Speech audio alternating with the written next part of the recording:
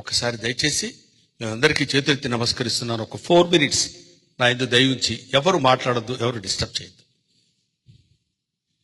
మీరు ఎన్నన్నా చెప్పండి, 1,00,000 చెప్పండి, నేను ఇక్కడ ఉండలేనండి.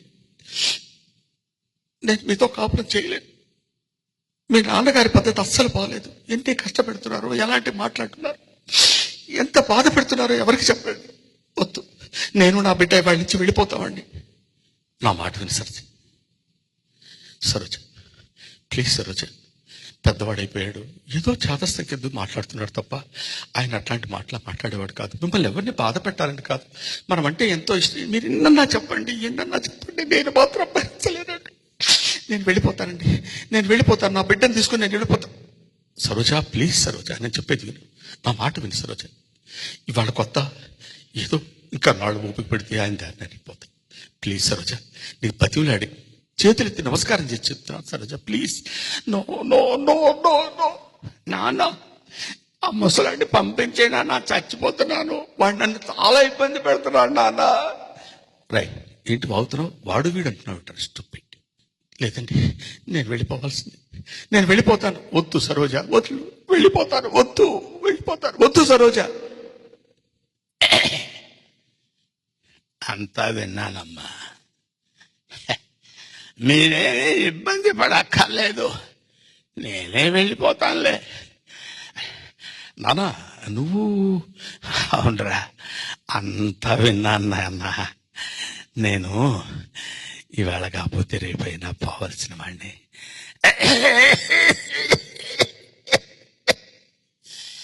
నన్ను ఏ అనాథ శరణాలయంలో నా చేరా, నేను వెళ్ళిపోతాను అంటే కాదు నాన్న. సరోజ, నేను ఏదో సరదాగా మాట్లాడుకుంటాం తప్ప నీ మీద. ఒరే, మేము సాయం సంచలం, మీరు ఉదయ సంచలం.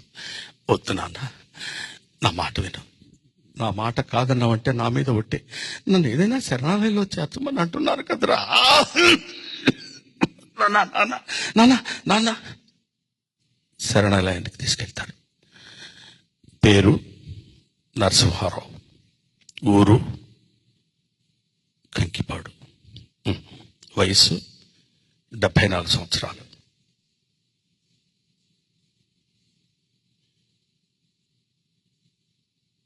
సూర్యనారాయణ, కరెక్ట్గా 30 సంవత్సరాల క్రితం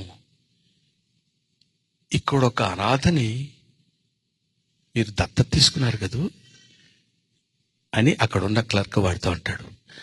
అన్నప్పుడు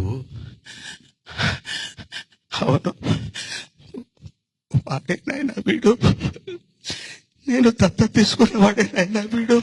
thank you very much, thanks a lot.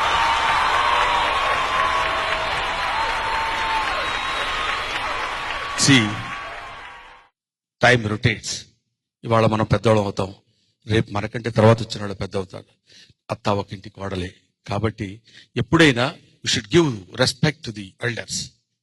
అనాథలకి, అనాథ శరణాలయాలకి తల్లిదండ్రులను పంపించేటువంటి స్థితి, మానసిక స్థితి కానీ శారీరక స్థితి కానీ ఎవ్వరికీ రాకూడదని మనస్ఫూర్తిగా నేను కోరుకుంటూ, నన్ను ఈ స్థితికి, నాలాగే ఎంతో మంది కమెడియన్స్ పెద్దవాళ్ళు అవ్వాలని కోరుకుంటారు, అందరికీ అవకాశం దొరకదు.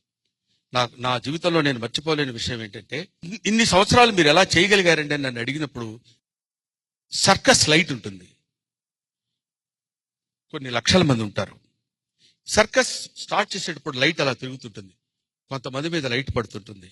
ఆ లైట్ పడ్డప్పుడు వాడు చాలా అనుకుంటాడు, మళ్ళీ లైట్ వెంటనే పోతుంది, ఇంకోటి మీద వస్తుంది, ఇంకోటి మీద, ఇట్లా అందరి మీదకి లైట్లు వస్తాయి. లైట్లు పడ్డవాడు మాత్రమే వెలుగులో ఉంటాడు, లైట్లు పడని వాడు వెలుగులోకి రాడు. అలాగా అందరి దగ్గర టాలెంట్ ఉంటుంది, కొంతమంది మీదనే లైట్ పడుతుంది.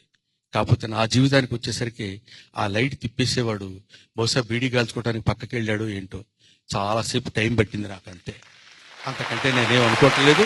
నాకు ఈ అవకాశాన్ని కల్పించింది అందరికీ నా హృదయపూర్వక నమస్కారాలు చేసి, ఇలాగే నాలాగా చాలా మంది రావాలి, ఇలాగే గొప్ప వాళ్ళని కోరుకునే వాళ్ళు చాలా మంది ఉంటారు. కాబట్టి నాకు తోచిన సాయం మూవీ ఆర్టిస్ట్ అసోసియేషన్ కి 5 lakhs డొనేట్ చేస్తూ మీ దగ్గర సెలవు తీసుకుంటాను. Thank you very much.